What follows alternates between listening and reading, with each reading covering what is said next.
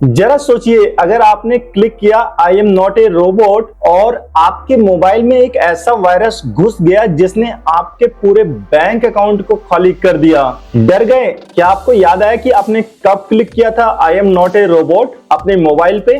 जी हाँ दोस्तों, ये वही है जब हम कोई पेज ब्राउज कर रहे होते हैं और हमारे सामने एकदम से ये कैप्चा बन के आ जाता है I am not a robot और आपको उस पर क्लिक करना होता है। अगर आप भी ये सुनकर डर गए हो तो जाइए मत, मैं आपको अगले 3 मिनट में वो सीक्रेट बताने वाला हूं कि अगर आप इस पर क्लिक भी करेंगे फिर भी आपका बैंक अकाउंट सेफ रहेगा और आप मोबाइल हैकिंग से बच जाएंगे। आपका बैंक अकाउंट और आपका कीमती पैसा दोनों ही सेफ होंगे और आप पहचान पाएंगे नकली कैप्चा को। अब सवाल है कि ये कैप्चा जो है असल में क्या करता है। दोस्तों, कैप्चा का मुख्य काम होता है यह पहचानना कि सामने बैठा उसके पास जो उसको चला रहा है, जिसने वेब पेज एक्सेस किया है, वह इंसान है या रोबोट। पहले इसमें शब्द आते थे, कुछ अजीब से शब्द, फिर बाद में इसमें पजल आने लग गए और अब तो क्या है कि ये आपकी क्लिक को भी ट्रैक करता है, हल्की सी मूवमेंट को भी ट्रैक करता है। सबसे पहले वेबसाइट को देखिए। वेबसाइट पर अगर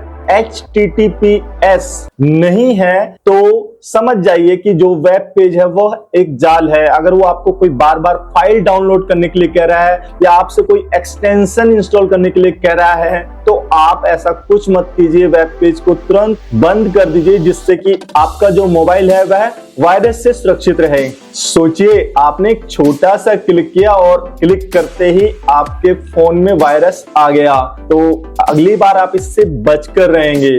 चलिए और डिटेल में जानते हैं। अब असली काम की बात बताने वाला हूं जो कि अगर आप 5 चीजें कर लेते हैं तो 100% आपका डिवाइस सेफ रहेगा, उसमें वायरस नहीं आ पाएगा। सबसे पहले जो URL है, यानी कि जो वेबसाइट के ऊपर एड्रेस लिखा होता है, आपको उसको चेक करना है। वह HTTPS से स्टार्ट होना चाहिए और उसमें कोई स्पेलिंग मिस्टेक नहीं होना चाहिए।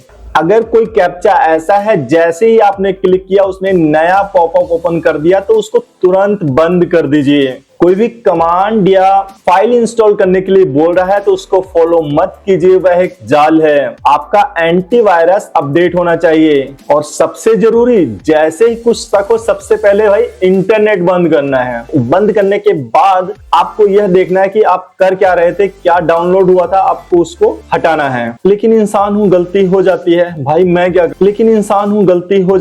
भाई मैं क्या करूं। तो आपको यह 5 काम करने हैं। सबसे पहले आप इंटरनेट बंद कर दीजिए, फिर आप दूसरे डिवाइस से पासवर्ड बदल लें। मान लीजिए आपने किसी बैंक अकाउंट पे लॉगिन किया हुआ था तो सबसे पहले आपका काम होना चाहिए कि जो आपका बैंक अकाउंट का पासवर्ड था उसको चेंज कर दें। एंटीवायरस से फुल स्कैन चलाएं, यह आमतौर पे मेलवेयर या फिर कोई वायरस होता है उसको पकड़ लेता है।